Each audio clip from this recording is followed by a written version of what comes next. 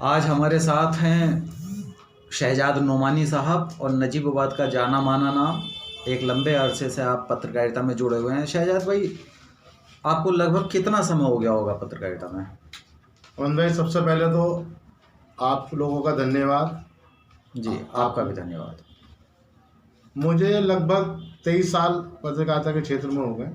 2000 से मैंने अपने कैरियर की शुरुआत जी। दिल्ली से एक साप्ताहिक पेपर निकलता था, डेटा न्यूज़, कलर्ड पेपर था, उससे मैंने अपने कैरियर की शुरुआत की थी। जी। उसके बाद में मेरे गुरु, जो अब इस दुनिया में नहीं है, कपिल थापन जी, उनके साथ में मैं रॉयल ब्यूटी में जुड़ा। कई साल तक रॉयल ब्यूटी में काम किया और आप लगभग 15 साल मुझे संध्या दैनिक प्रयाण में काम करते हुए हो गए। अच्छा, इस पत्रकारिता के सफ़र में आपने पत्रकारिता क्षेत्र में कुछ बदलाव देखे? बहुत ज़्यादा बदलाव आ चुका। जैसे पहले की पत्रकारिता में और इस समय की पत्रकारिता में ज़मीन आसमान का फ़र्क है। अब पत्रकारिता नहीं हो रही। पहले एक किसी शायर ने एक शेर लिखा है कि पहले जो थे ना, अखबार छप के बिकते थे, अब अखबार बिक के छप रहा है। बात सही है आपकी। तो ये सुधार आने की कोई संभावना आपको लग रही है?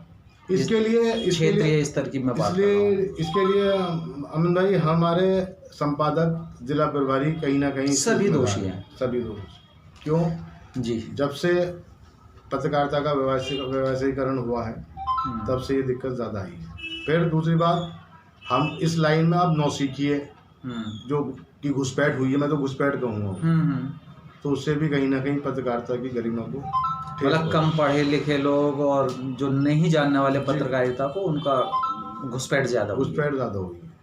अच्छा, बात करेंगे शहजाद भाई, नजीबाबाद में जैसे कि पुराना शहर है और यहाँ जाहिर सी बात है सड़कों की जो चौड़ाई है वो कम है और लगातार जाम की स्थिति बनी रहती है। अभी भी हमने देखा है कि चौक बाज़ार विशेष रूप से जाम लगा हुआ था।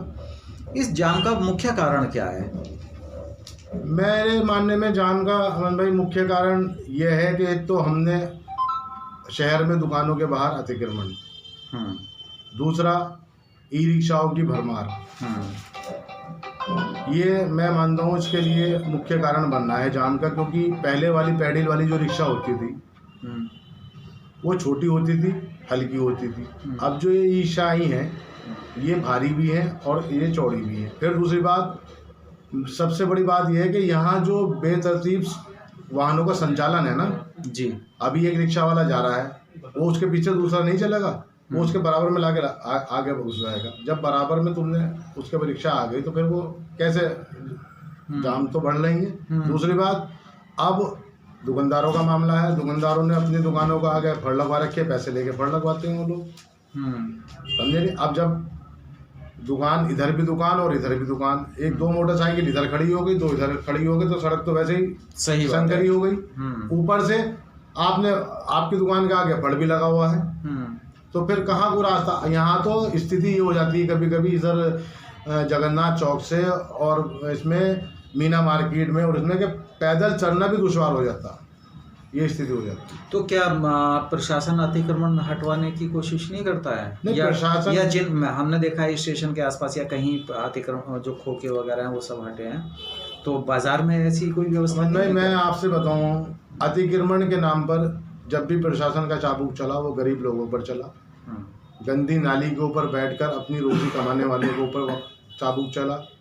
अभी हाल ही में स्टेशन रोड पर सारे अतिक्रमण के नाम पर जो है सबको उजाड़ दिया गया। आज उनकी स्थिति यह है, मेरी मुलाकात भी होती है, पर्सनली भी होती है, उनकी स्थिति यह है कि उनके बच्चे भूखे मर रहे हैं, स्थिति यह है उनके सामने। और वो गिड़गिड़ाते हैं, भैया 2 महीने हो गए काम नहीं हुआ, भैया 3 महीने हो गए काम नहीं हुआ।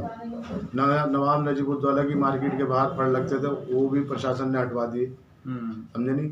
वो लोग भी बेचारे परेशान हैं। कई बार हमारे माध्यम से भी, व्यक्तिगत रूप से भी उन्होंने जनप्रतिनिधियों, प्रशासनिक अधिकारियों से गुहार लगाई, लेकिन कोई समस्या का समाधान नहीं हुआ।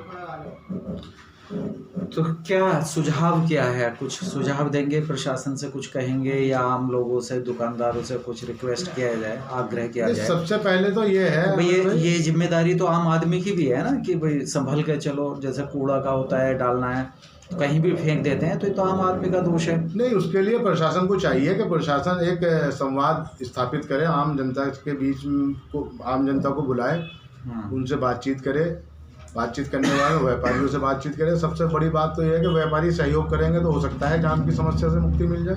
मतलब संभावना है जाम से मुक्ति मिल सकती है। बिल्कुल मिल जाएगी, बिल्कुल। शहर के लोग अपने आप में सही हो जाए, हम अपने आप को कहेंगे, दूसरे को तो हम बाद में कहेंगे। भाई मेरे सही कह रहे हैं आप, बिल्कुल सही बात है कि हम लोगों को सभी को सोचना होगा, सभी को सोचना होगा। इसके लिए हमारा शहर है ये मालिनी तट पे बसा नवाब नजीबुद्दौला का शहर कहलाता है, गंगा जमनी तहजीब का गहवारा कहलाता है। यहाँ के लोग जो हैं बहुत प्यार मोहब्बत के साथ में आपस में रहते हैं। तो चलिए, बहुत बहुत धन्यवाद आपका शहजाद साहब, और ये सुझाव आपका अच्छा है और शहर के लोगों को प्रयास करना चाहिए, प्रशासन को प्रयास